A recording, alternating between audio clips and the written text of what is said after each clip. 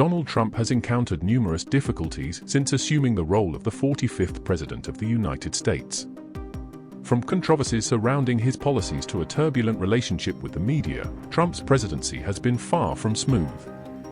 Now, as he prepares for a potential re-election bid, his problems appear to be multiplying. Recently, the former president was slapped with a hefty $464 million fine. Trump's extensive real estate holdings, which include some of America's most iconic buildings and resorts, are under threat as the New York City Attorney General has vowed to pursue every single one of them if he fails to pay the fine. This situation raises questions about the extent of Trump's real estate assets and the implications for his future. Let's examine the 7 assets that Trump could potentially lose in the coming days. Before delving into that, it's crucial to understand why he is facing this risk in the first place. Trump's legal woes began when New York Attorney General Letitia James sued him in September 2023, alleging that Trump and his family artificially inflated the values of their properties to secure substantial loans at favorable interest rates. A judge ruled in February that the Trump Organization was guilty, resulting in a $454 million penalty. This ruling also bars Trump from running any company in New York for 3 years, with similar restrictions imposed on his sons. Despite appealing the decision, Trump struggled to secure an appeal bond of nearly $500 million by the deadline of March 25. His request for leniency was rejected by the courts, and 30 bond companies turned him down due to insufficient cash reserves. This financial strain raises concerns about the potential consequences of failing to meet the appeal bond requirements. Attorney General James has expressed her intention to freeze Trump's bank accounts or seize his real estate assets if necessary. The true extent of Trump's New York real estate holdings remains somewhat unclear, but available information suggests that his portfolio may be less extensive than commonly perceived. While his brand may be associated with a vast real estate empire, reports indicate that the reality is more modest. In 2015, there were reportedly 17 buildings in Manhattan bearing Trump's name, along with other properties such as Central Park's Trump Park East, Woolman Rink, and the Trump Golf Links golf course in the Bronx. However, it's worth noting that some of these properties have since removed the Trump branding. Moreover, the certainty of Donald Trump's ownership or control over his remaining properties is in question, with some potentially being affected by expiring licensing deals. While there is no absolute certainty regarding which properties Trump owns, here are 7 properties that he might forfeit within the next 4 days. One such property is Trump Park and Trump Park East, including 106 Central Park South, a notable acquisition dating back to 1981.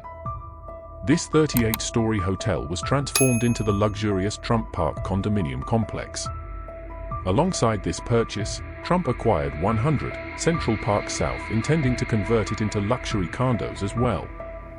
However, this process encountered obstacles, particularly with the 14-story 100 Central Park South, also known as Trump Park East, which had existing tenants in rent-controlled and rent-stabilized units. Trump's efforts to persuade these tenants to leave led to legal battles, ultimately resulting in Trump covering their legal fees, diverging from his original plans for the property. In recent years, Trump's ownership of the Central Park South properties has changed, with indications suggesting he now holds only a few apartments within these buildings.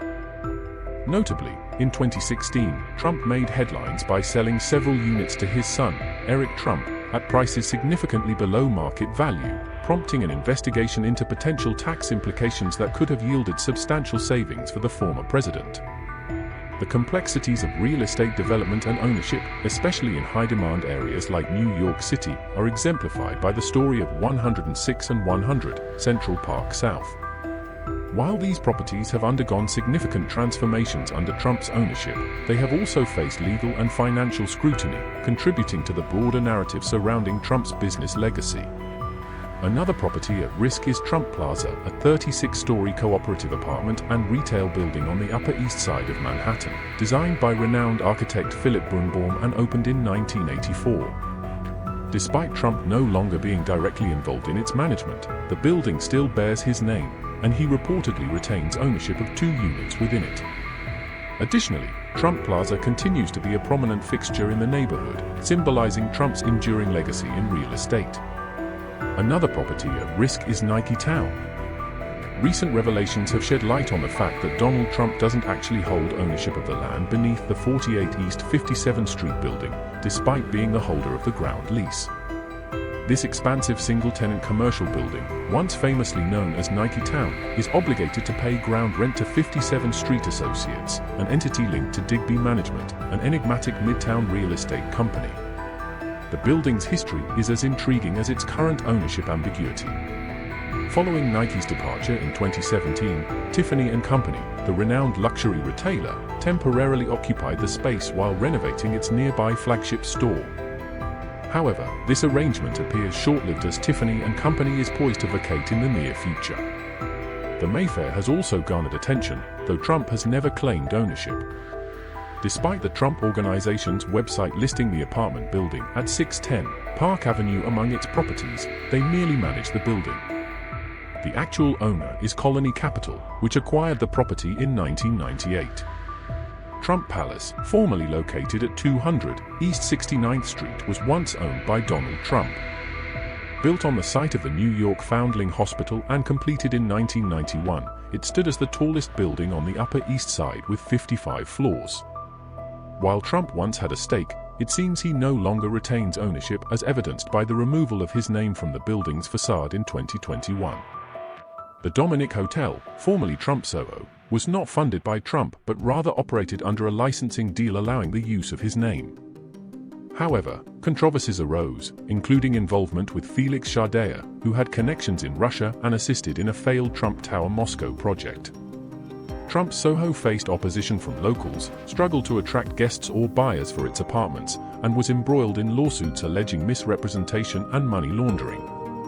Trump distanced himself from the project in 2017, disavowing any connection to Shardaea. Finally, there's Trump Golf Links at Ferry Point in the Bronx, a golf course built atop an old landfill.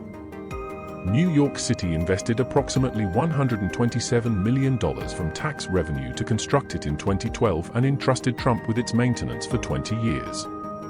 A prominent sign bearing the name Trump Golf Links is visible from the White Stone Bridge, making it a lucrative deal for Trump as he retains most of the course's profits. However, this arrangement is nearing its end as the contract will expire next year. Some city officials and 9/11 families advocate for terminating the deal sooner, particularly before a significant women's golf event supported by the Saudi Arabian government in October. Nevertheless, the city's mayor and park authorities resist this, fearing potential legal repercussions and hefty contract termination fees of up to $30 million if they act prematurely. Regarding Trump's real estate presence in New York City, the situation at Trump Columbus Circle is worth noting. While many assume Trump owns the entire building, it's divided among General Electric, the Gould Company, and Trump himself. Trump holds stakes in various aspects of the property, including the parking garage, valet booth, room service kitchens, lobby bathrooms, a restaurant space, and one unit. The presence of the Trump name on the building's facade has stirred controversy, with condo owners expressing concerns about its impact on property values in 2019. A compromise was reached, resulting in the facade displaying Trump International Hotel on one half and One Central Park West on the other, along with a switch to a more refined font. This adjustment aimed to appease all parties involved, reflecting the complex nature of ownership in Manhattan's core. What do you think about this situation Donald Trump is facing? Do you think he will emerge victorious in all these lawsuits? Share your opinion in the comments section below.